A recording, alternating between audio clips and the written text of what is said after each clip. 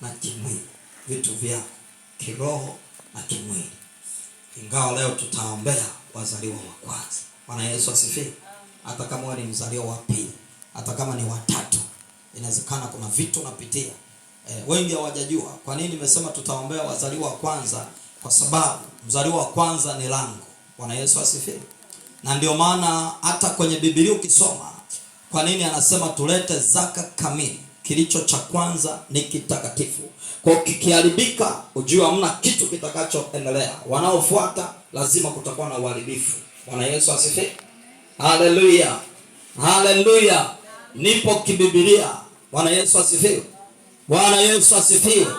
Bwana Yesu asifiwe. Lakini somo nimeandika kwamba damu ya Yesu ikusaidie kukomboa vitu vyako kiroho na kimwili. Vitu vyako.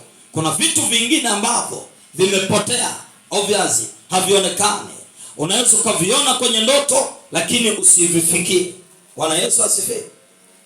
Wengine wanaota ana gari lakini halioni wala halitokei.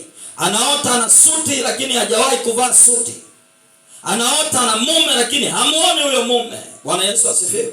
Anaota yuko kwenye nyumba nzuri, haioni hiyo nyumba. Ni vitu ambavyo vimefichwa.